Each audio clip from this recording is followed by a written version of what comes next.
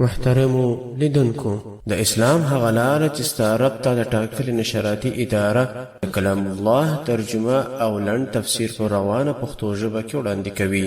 مفسر شيخ القرآن والحديث حضرت مولانا عبد الواحد واحدي دامت بركاتهم العالية. أعوذ بالله من الشيطان الرجيم.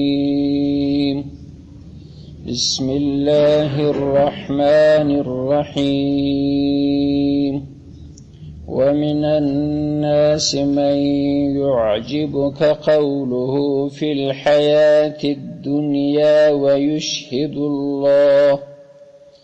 ويشهد الله على ما في قلبه وهو ألد الخصام. وإذا تولى سعى في الأرض ليفسد فيها ويهلك الحرث والنسل والله لا يحب الفساد. وإذا قيل له اتق الله أخذته العزة بالإثم فحسبه جهنم ولبئس المهاد. ومن الناس من يشري نفسه ابتغاء مرضات الله والله رؤوف بالعباد. صدق الله العلي العظيم. داوس سبق د 200 نمبر آیات څخه د سورة بقره شروع شو. د دې ربط د ما قبل سره په چش کې دی.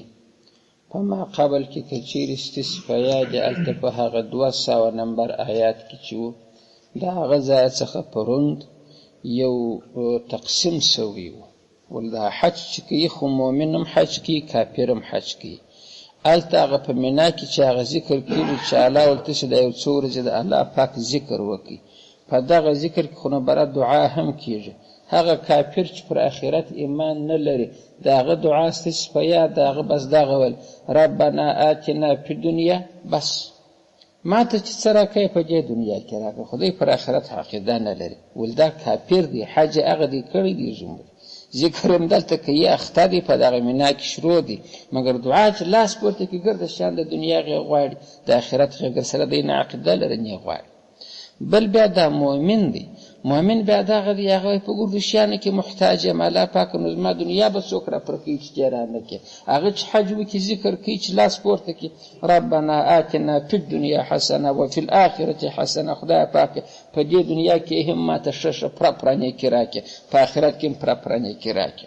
علماء لیکي دا اللهم ربنا چې ده وای کې سړی د ځواني د وخت څخه دا دعا ډیره کوي الله تعالی حسن او جمیل کوروالام په نصیب کې په دې دنیا کې. ولی په دې دنیا کې در ټولو ښه سرمایه چې ده هغه نیک اخلاق او حسن المنظر معنا ښه ښایسته ښځه دام د دې دنیا حسنه ده. نو دغه دعا کې دا هم درجه ده چې سړی ډیره وایي. خو بهر الانسانان یې څو قسمه کړل الته دا ذاکرین دا داعین چې دعا کوي دوه قسمه. یو الله منی آخرت عقیده نه لري کافر دی وایي د دې دنیا شان غواړي. دا بل الله پاک هم منی آخرت منی نو د دې دنیا او دغه دنیا د دواړه حوائج غواړي.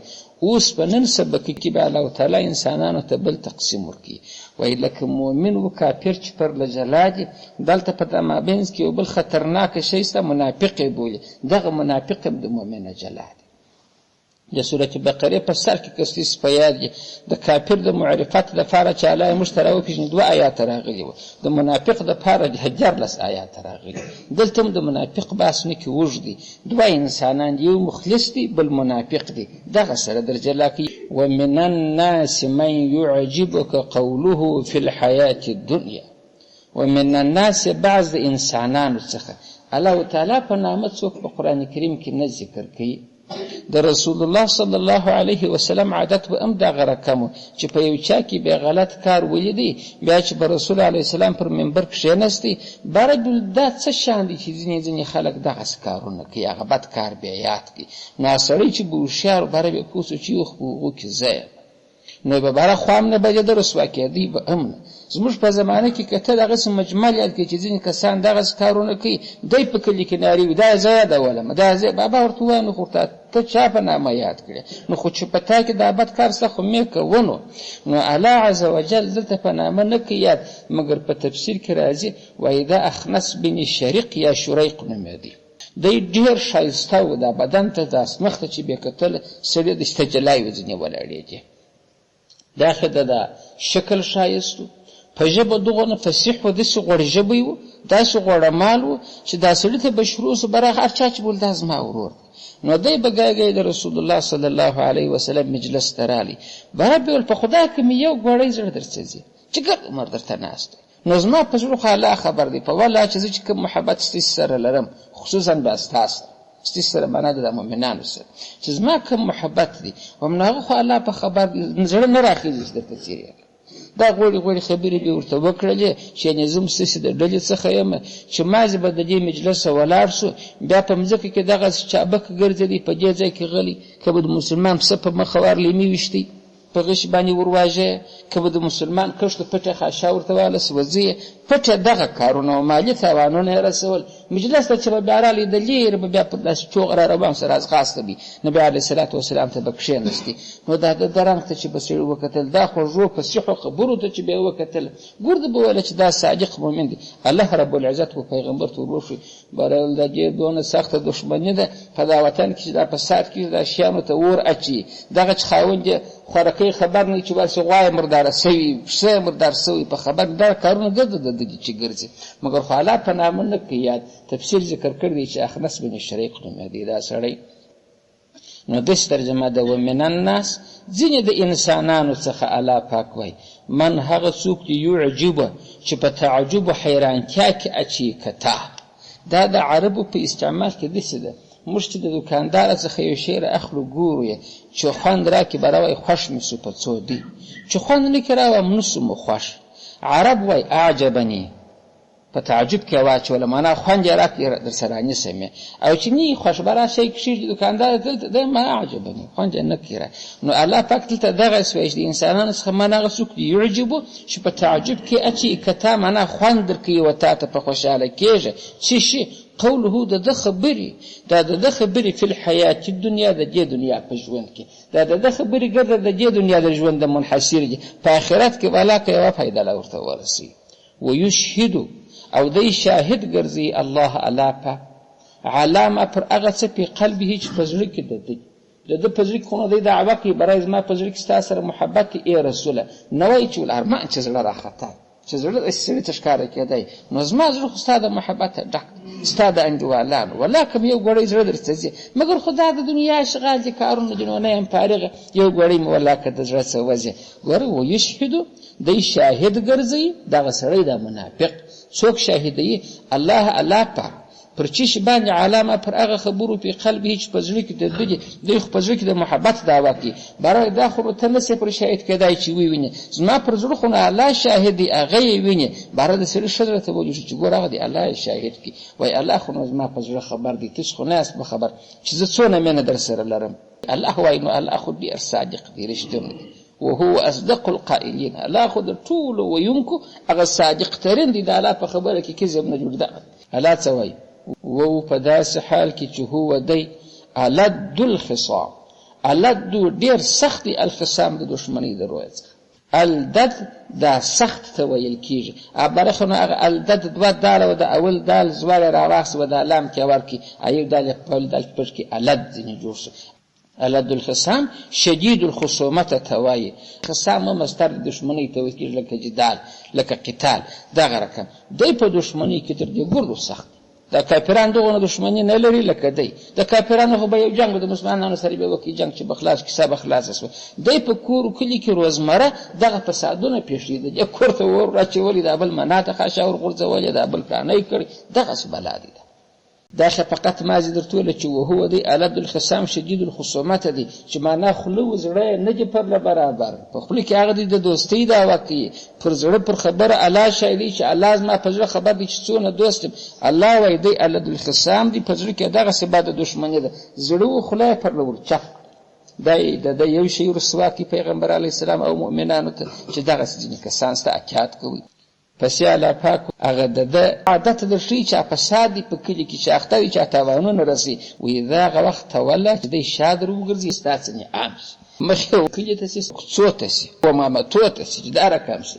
سعى فی الارض، سعى دی کوشش کی فی الارض په مځکه کې. بیا نو دغسې په کوشش اخته دی چې وطن خاور مقرره ده د څه دپاره؟ لیفسد، چې دی فساد وکړي فیها په دغه مځکه کې، د فساد دپاره کار کوي.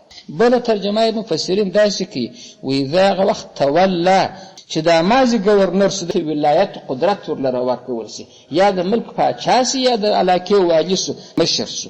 په دغه وخت کې باید دی سعی فی الارض، په مځکه کې فساد شروع کړي، برا خپل مرداري د زړه راوکاږي، دا قانون جاري کړه د اسلام پر ضد، بل دا قانون جاري کړه، بل دا قانون جاري کړه. سینماوي دی باره راځغلي، لس فلمونه دی باره راځغلي، یو نور فحشا او منکر دی راځغلي، چې یو بلا ته پامې ملک ته راوړي او د ترقي نوم مدږدي. دا فساد داسې یو عامه خبره ده چې هر بد کار کوي خو فساد ورته ویل کېږي. مګر دا دوه کاره چې دي دا د فساده څه په نامه ذکر کړه چې مهم دوه فساده یې بیا دغه د فکر پر وکړي. ویهلک الحرث والنسل، ویهلک دی هلاکوي الحرث کښت انسانان، کښتو ته ور اچوي دا زموږ، والنسل نسل د حیواناتو ته ویل کېږي. نسل معنا ژوندي شیان، مویشي و غواوې و میږي ولي. دغه د اوس منافقین چې راغلي دي تاسې ګورئ په وطنو کې حیواناتو ته تیاره کش کوي مړي، چې ورته به ستا رمای در تېغ کړي، ورته چې دا اوس څه کار دی چې دې کوي، خو جنګ به د طالب سره د مجاهد سره به دې جنګ پر کښتو باندې نابلده د واوې در پاشي، هغه در ختم کوي، کښتو ته ور اچي، باغو ته ور اچي، د مثال په طور کورو ته ور اچي. والنسل د نسل دپاره رقم نوم یې د واکسین په دغه طریقه د نسل هم چې در ختم کوي، چې ځوان یې مرګ کېږي، اسپتال ته ورغله یو ټابلیټ ولاک ورکوي، نه ډاکټر ورته راځي. دلته بیا دی دغونه د مسلمانانو د نسل شوکي دي چې نه ورکوي واکسین باره دی تا بندي کوي، میټر جوړي چې دا ولې نه کوي. دلته دی در باندې مهربانه دی. الله وایي نسل ختم کوي، دی په نسل کې بد آثار خپروي.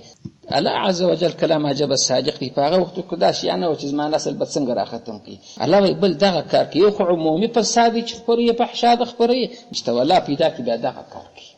الله وایي دا منافقین هم ستدام پر لاندې دي. والله لا يحب الفساد، والله الله عز وجل چې دی لا يحب و نه خوښي الفساد، د جنس فساد، د الله یوه ذره فساد لا والله که خوښ دی. د الله په مځکه کې اصلاح خوښه ده چې ټول خلک ښه د وروري ژوند سره وکړي، د محبت زندگی سره وکړي، او د الله تعالی دین په ګردو بدرګه کې وکړي، په ټولو باندې د الله تعالی عبادت وکړي. الله وایي زما فساد خوښ دی. نو ته دې ظالم ته وګوره چې راسې قسمونه اخلي، ارمان چې زړه راختای، ارمان چې زړه راختای، زما زړه نو ستا د محبته ډک دی.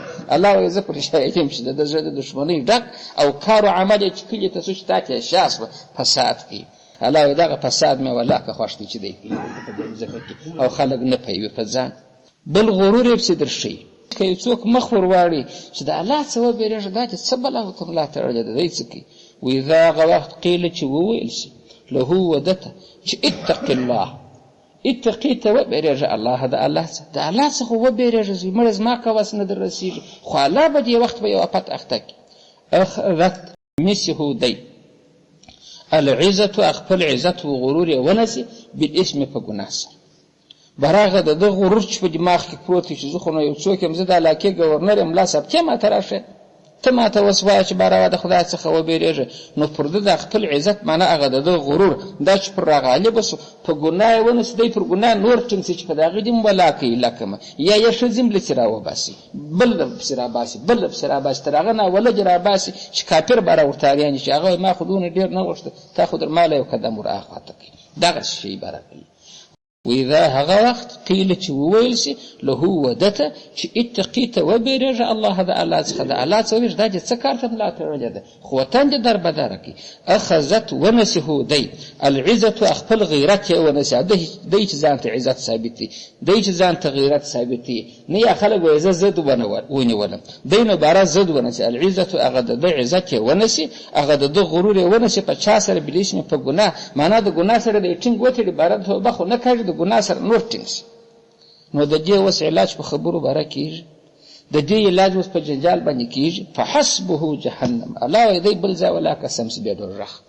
دلته که هر څه ورسره وکړې هر څو ورسره وجنګېږه د ده په دماغ کې اوس دغه خبره ټینګه سوې ده در سره جنګېږي تر قیامته جنګ در سره کوي نو الله وایي د ده کار به هلته وشي د دې مطلب دا نه شو چې د دې به مقابله نه کوي مقابله خو بیا کوي مګر الله وایي اصلي علاج دوزخ دی هلته به ردی سمیږي فحسبو کافي هو ده لره څوک دی جهنم او دوزخ دی دوزخ یې نور ښه سم دم علاج دی ولبئس المهاد که ته به دوزخ به نو چې دی څه زحمت پر تېر کړي دوزخ کې به نو څه وشي الله فرمایي ولبئس ډېر بد دی المهاد دغه فرش مهد و دې فرش ته ویل کېږي چې سړی ځان پر وسا کوي الله وایي دوزخ ډېر بد فراش دی چې ورشي فراش یې د سکروټو دی تلتک یې د سکروټو دی دا دغسې بستر دی شاوخوا به ور په راګرځېدلی هغه یې کار ورکوی شي ولبئس ترجمې ته م فهم سو ولبئس نو ډېر بد دی څوک المهاد دغه فرش چې دا دوزخ دی چې دا د ده دپاره دی په دغه یې هغه بس دی تر دغه ځایه په دې درې آیاته کې چې اوس موږ راوویل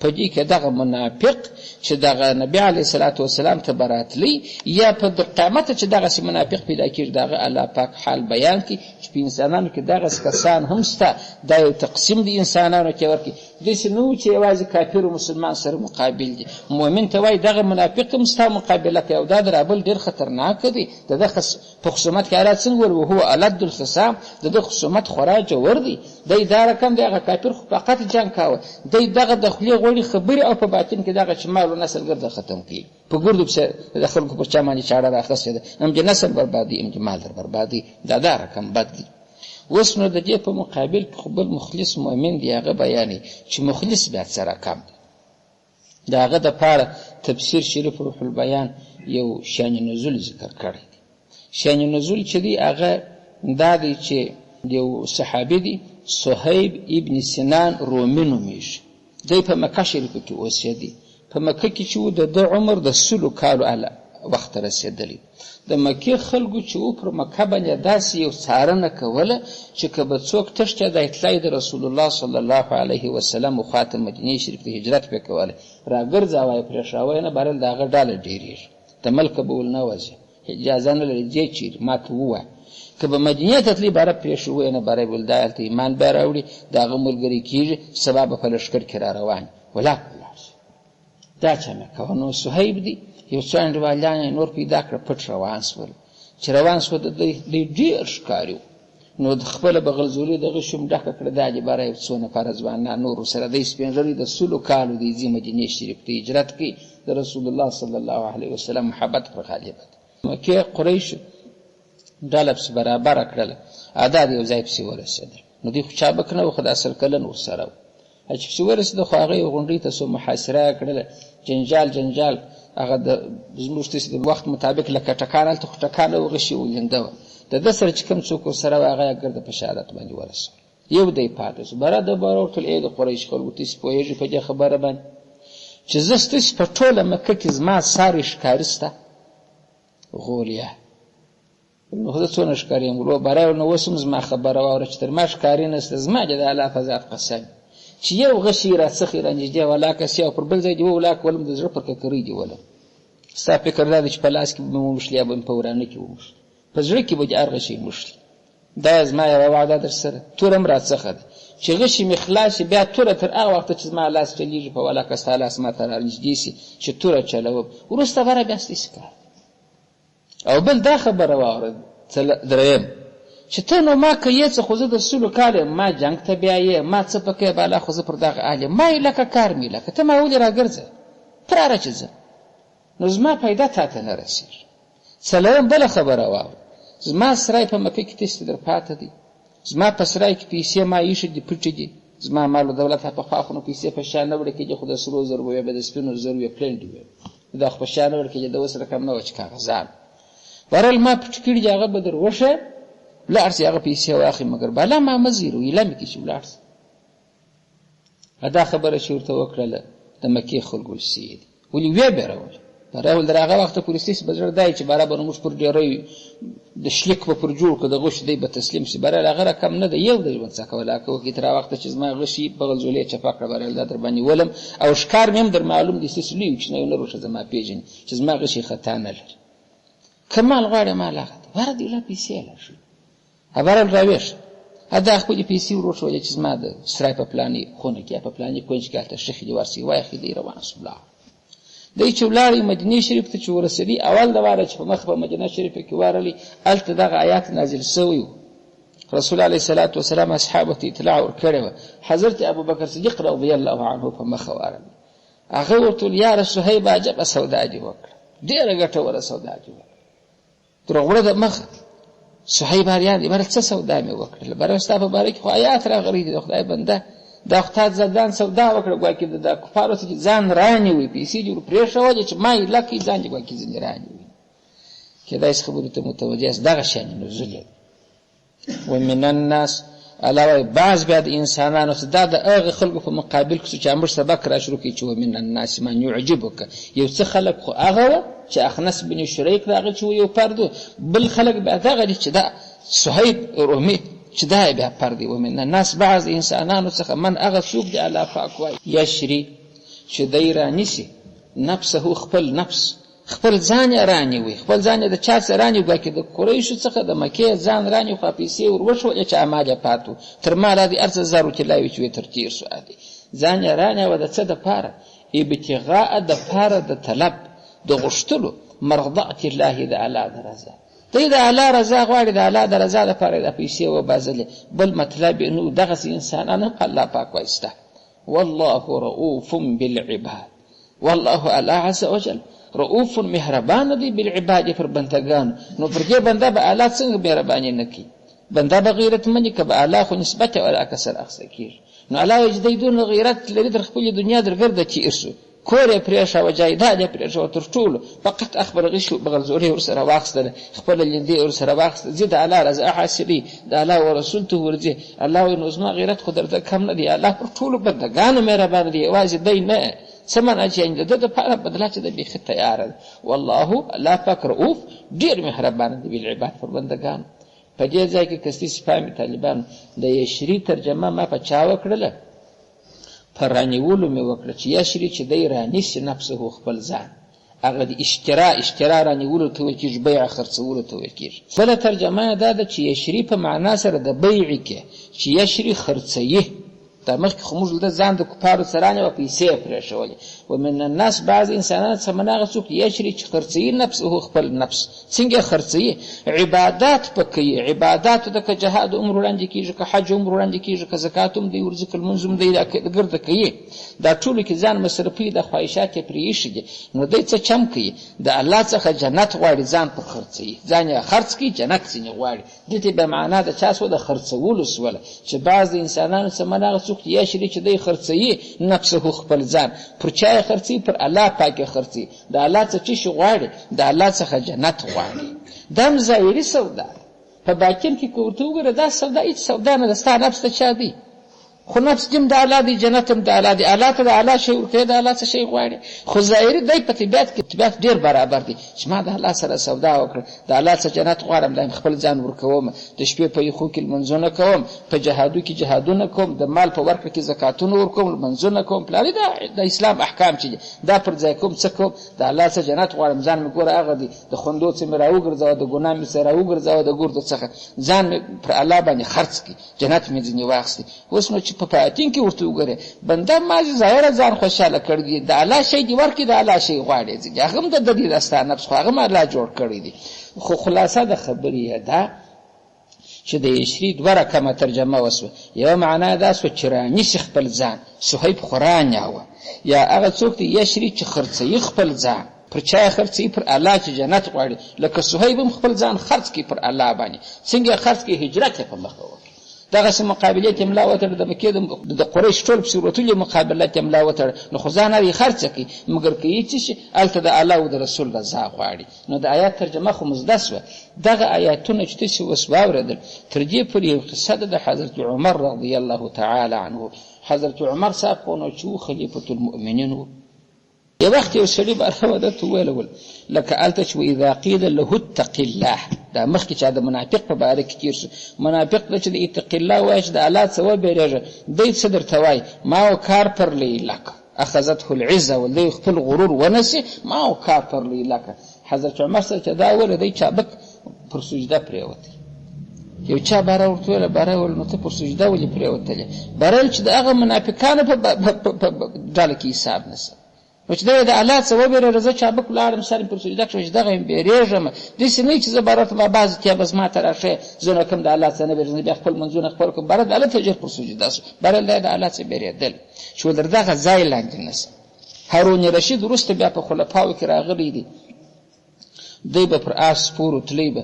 نو د یو یهودي دعوه بنده وه، دا په روح البیان کې دا قصه راوړې ده.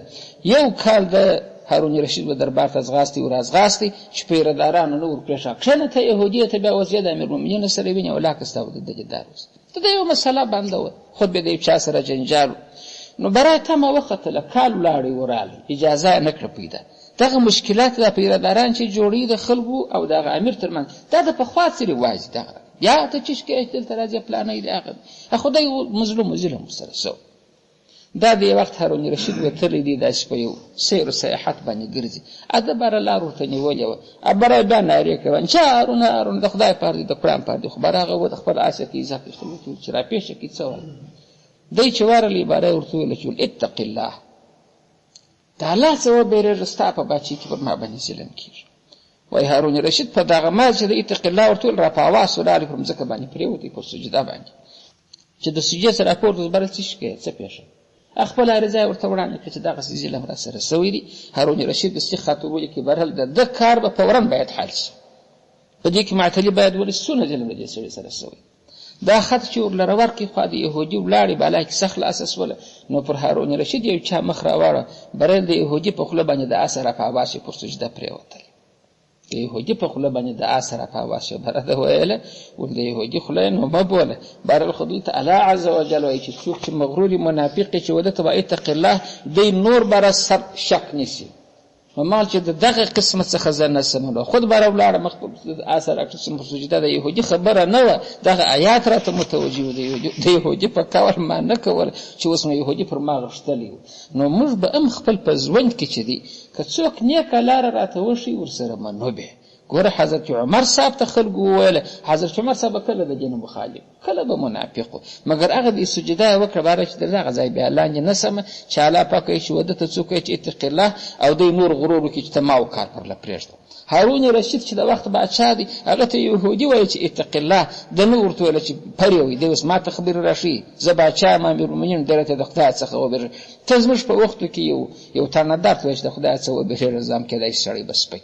یو قومندان ته وایي برابر کې اوس ما ته راښې، مګر دې خلکو داسې کردار ادا کړی. نو دغه آیات به هم استفهام چې الله وایي دغه د منافق په خویو کې دي چې تو ته د خدای څخه وبېرېږه، پر ده خپل غرور را غالب سي، نور ګناه ورته ملا وتړي، نور دغه سرغړونې ته ملا وتړي، جنجال ته ملا وتړي. نو اصلي مؤمن چې دی د مؤمن بحث خلاصه الله په یوه آیات کې پیش کړه. د منافق تفصیل یې ډېر کړي. ولې مؤمن چې دی خو دغسې دی لکه دغه الله سره ستا دی شل اړخه لري. خو یوه خبره ده، د خلکو پر چمان یو مخې خلکو ته څرمه دي.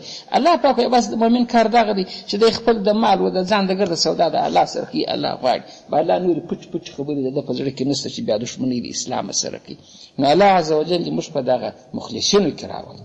الله تعالی دربار خو غټ دی، موږ خو دونه عمل نه لرو. الله تعالی دې د خپل فضل و کرم په خاطر باندې موږ په دغسې مخلصو مؤمنانو کې ایسار. واخر دعوانا الحمدلله رب العالمین.